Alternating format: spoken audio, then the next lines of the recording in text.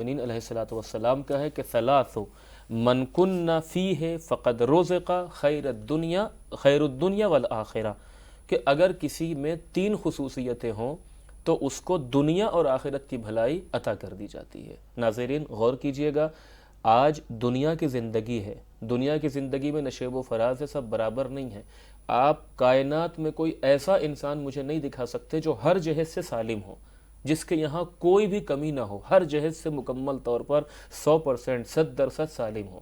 بہرحال کوئی بیمار ہے تو کوئی دولت ہے تو بیماری ہے اس کے پاس، یا مثلا کسی کے پاس اگر دولت ہے تو بیماری ہے، کسی کے پاس کوئی نعمت نہیں ہے، کسی کے پاس کچھ نہیں ہے۔ خلاصہ یہ کہ کوئی انسان 100% سالم نہیں ہے۔ اب ہاں، اس کی وجوہات کیا ہے؟ آیا ہم خود سبب ہے یا خدا کی طرف سے امتحان ہے؟ یہ ایک الگ بحث ہے، الگ موضوع ہے، انشاءاللہ پھر کبھی گفتگو اس پر کی جائے گی۔ لیکن کوئی بھی انسان آپ مجھے 100% سالم نہیں دکھا سکتے جو کہے کہ میرے اندر کوئی بھی اضطراب اس جہت سے نہیں ہے۔ صحیح۔ اضطراب دنیا کی زندگی ہے، نشیب و فراز ہے۔ تو اس اسٹریس سے کیسے بچا جائے؟ امیر المومنین علیہ السلام نے نسخہ آپ کو دیا کہ ثلاث من کن فیہ فقد رزق خیر الدنیا والآخرہ، کہ اگر کسی کے اندر یہ تین خصوصیتیں ہیں تو اسے دنیا اور آخرت کی بھلائی عطا کر دی جاتی ہے۔ اس کے پاس دنیا کی بھی بھلائی ہے اور آخرت کی بھی۔ اب وہ تین خصوصیتیں کیا ہیں؟ امیر المومنین فرماتے ہیں ہن الرضا بالقضاء، خدا کے فیصلے کے سامنے راضی ہو جانا۔ دوسرے والصبر علی البلاء، اگر کوئی مصیبت آئی ہے تو اس پر صبر کرنا۔ تیسرے والشکر فی الرخاء، اگر عیش و آرام ہے، کوئی پریشانی نہیں ہے تو غرور اور تکبر نہیں بلکہ اب پروردگار کا شکر ادا کرنا۔ تو یہ تین خصوصیتیں اگر کسی کے پاس ہیں، امیر المومنین فرماتے ہیں کہ اس کی زندگی میں اسٹریس نہیں ہوگا، اضطراب نہیں ہوگا، بے چینی نہیں ہوگی، وہ مطمئن رہے گا اپنی زندگی میں۔ اب آپ یہاں دیکھیں، اس لیے کہ اگر کسی کے پاس، جو پہلا جملہ امیر المومنین نے کہا الرضا بالقضاء، کہ خدا کے فیصلے کے سامنے راضی ہو جانا، رضا کے مقابلے میں کیا ہے؟ جزا و فضا، یعنی اگر انسان رضا کے مقابلے میں شکوہ، اگر انسان راضی نہیں ہے، میں ابھی آپ سے راضی نہیں ہوں مثلا، تو ظاہر سی بات ہے شکوہ کروں گا۔ دوسرے، یا اگر خدا کے فیصلے سے ہم راضی نہیں ہیں تو ہماری زبان پہ شکوہ آئے گا، اور ہو سکتا ہے وہ شکوہ اتنا بڑھ جائے کہ انسان کفر کے کلمات اپنی زبان سے بولنے لگے۔ لہذا انسان کو راضی رہنا چاہیے تاکہ شکوہ نہ کرے اور کفر کی حد تک نہ چلا جائے۔ صبر کے مقابل میں ہے جزا اور فضا، یعنی چلانا، بے جا اس طرح کے کلمات زبان پر لے کر آنا، اپنے کو مارنا، پیٹنا اور کراہنا، یہ ساری کیفیتیں یہ ہوں گی تو انسان پھر اضطراب اس کے اوپر مضطرب ہو جائے گا، اس کے اوپر اضطراب، بے چینی حاوی ہو جائے گی۔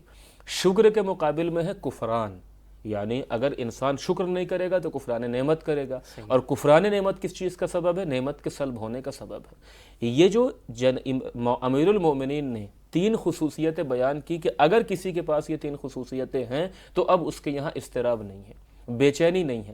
اب یہ تین خصوصیتیں آپ محسوس کریں جناب زینب صلوات اللہ علیہا، صابرہ، شاکرہ اور راضیہ، یعنی خدا کے فیصلے سے راضی ہو جانا۔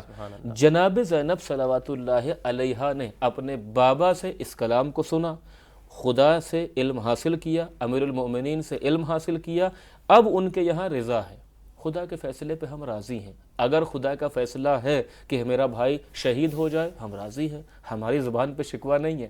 اگر خدا کا فیصلہ ہے کہ ہم اسیر ہوں تو ہم راضی ہیں، ہماری زبان پہ شکوہ نہیں ہے۔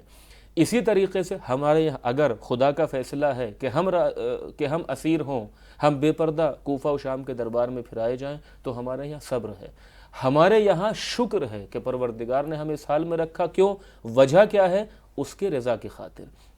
اب ان تین خصوصیتوں کو آپ مد نظر رکھیں، رضا خدا کے فیصلے سے، صبر مصیبت اور بلا پر، شکر جس حال میں بھی اللہ نے رکھا ہے، یہ تین خصوصیتوں کو مد نظر رکھتے ہوئے اب آپ جناب زینب کا کلمہ سنیں، وَمَا رَأَيْتُ إِلَّا جَمِيلًا۔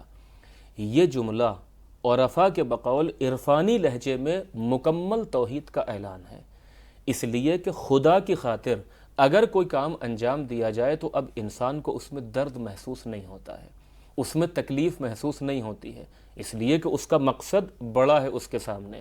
بلکہ یہاں پر انسان کو جو معنی بیان کیا ہے کہ جمیل کیا ہے، ایک انسان جو عادی انسان ہے، جس کے پاس بصیرت نہیں ہے، معرفت نہیں ہے، وہ ظاہری حسن کو دیکھ کر کہتا ہے کہ یہ چیز جمیل ہے، مگر جو عارف ہے، جو خدا سے واقف ہے، اس کے یہاں مطلب کیا ہے جمال کا؟ حکمت الہی، مشیت الہی اور رضا الہی، تقرب الہی، یہ خصوصیتیں اگر کسی شے میں جمع ہو جائیں تو اب عارف کہتا ہے کہ یہ چیز میرے لیے جمیل ہے۔ کیوں؟ چونکہ اس چیز کے ذریعے ہم خدا سے قریب ہوئے، خدا ہم سے راضی ہوا، اور خدا کی حکمت اس فیصلے میں ہے۔ تو جناب زینب صلوات اللہ علیہا نے جب یہ جملہ بیان کیا کہ وَمَا رَأَيْتُ إِلَّا جَمِيلًا، اس لیے کہ جناب زینب نے اپنی بصارت نہیں بلکہ بصیرت کی آنکھوں سے جناب زینب نے اس چیز کو محسوس کیا تھا کہ یقیناً ابھی میں بھائی کے لاشے پر کھڑی ہوں، مگر پروردگار نے کیا اعلان کیا؟ الذی احسن کل شیء خلقہ، کہ وہ پروردگار جس نے ہر چیز کو بہترین انداز میں پیدا کیا ہے۔ پروردگار کا یہ نظام ہے، کربلا اسی نظام الہی کا حصہ ہے، لہٰذا کربلا میں جمال ہے، کربلا میں حسن ہے، لیکن یہ کس کو نظر آئے گا؟ جو بصیرت کی نگاہوں سے اس کو محسوس کرے گا۔ جناب زینب صلوات اللہ علیہا نے اپنی چاہت کو خدا کی رضا میں فنا کر دیا۔ جناب زینب نے اپنی مرضی کو خدا کی رضا پر مقدم نہیں کیا۔ اگر انسان اپنی چاہت کو خدا کی رضا میں فنا کر دے تو اب اس کے یہاں مصیبت میں درد نہیں ہے بلکہ اس کے یہاں ایک خوشی کا احساس ہے۔ کربلا میں ہم کیا جملہ پڑھتے ہیں؟ جیسے جیسے روز عاشوراء حصار بڑھتا جا رہا تھا دشمنوں کی طرف سے، امام حسین کا چہرہ کھلتا جا رہا تھا۔ کیوں؟ چونکہ یہ خدا کی خاطر ہے۔ تو امام حسین، اب جناب زینب کا جملہ کیا ہے؟ وَمَا رَأَيْتُ إِلَّا جَمِيلًا، میں نے کربلا میں جمال کے علاوہ کچھ نہیں دیکھا، میں نے حسن و جمال کے علاوہ کربلا میں کچھ نہیں دیکھا، اس لیے کہ جناب زینب اس بات کو محسوس کر رہی تھیں کہ جب جناب زینب بھائی کے لاشے پر کھڑے ہو کر شہادت کے حسن و جمال کو اپنی آنکھوں اور اپنی بصیرت سے دیکھ رہی تھی۔ جناب زینب اپنے بیٹوں کے لاشے پر درمیان میں سجدہ کر کے اس شہادت کے جمال کو دیکھ رہی تھی، اور وہی ابن زیاد کے سامنے کا وَمَا رَأَيْتُ إِلَّا جَمِيلًا۔ اب یہ ترجمہ ناظرین جو جناب زینب کا ایک کلمہ عنوان بن گیا قیامت تک کے لیے کہ اس قدر مصائب برداشت کرنے کے بعد جناب زینب جملہ کہہ رہی کہ وَمَا رَأَيْتُ إِلَّا جَمِيلًا، یقیناً ظاہراً ہم کو ستایا گیا، ہم پہ ظلم کیا گیا، ہمارے بھائی کو قتل کیا گیا، لاشوں کو پامال کیا گیا، مگر میں نے جمال اور حسن کے علاوہ کربلا میں کچھ نہیں دیکھا۔ اس لیے کہ پروردگار، میرے بابا نے کیا کہا؟ جس کے یہاں تین خصوصیتیں ہوں، الرضا والصبر والشکر، جناب زینب صلوات اللہ علیہا صابرہ ہیں، شاکرہ ہیں اور راضیہ ہیں۔ اب ان کا مقصد کیا ہے؟ رضا الہی کو حاصل کرنا۔ جناب زینب کا مقصد ہے پروردگار کا تقرب حاصل کرنا۔ اب جناب زینب کو کربلا میں حسن و جمال نظر آ رہا ہے، شہادت کے حسن کو بصیرت کی نگاہوں سے دیکھ رہی ہیں، اور اب کہہ رہی ہیں وَمَا رَأَيْتُ إِلَّا جَمِيلًا۔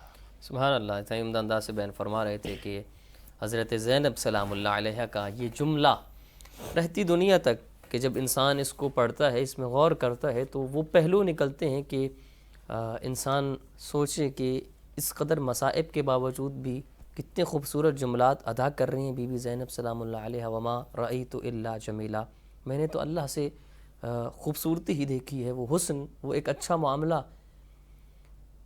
وہ سوال کرنے والا یہ سمجھ رہا تھا کہ بیٹے شہید ہو گئے، بھائی شہید ہو گئے، عزیز و اقربا، بھانجے بھتیجے چلے گئے، کا مطلب ہے سب کچھ چھن گیا ہے، کچھ باقی ہی نہیں رہا۔ ظاہری آنکھوں سے تو یہی لگ رہا ہے کہ سب کچھ چھن گیا ہے، تو یہ کیسا حسن ہے، لیکن وہ بصارت اور ان آنکھوں سے دیکھ کے پوچھ رہا تھا کہ کچھ نہیں رہا، سب کچھ لٹ گیا ہے۔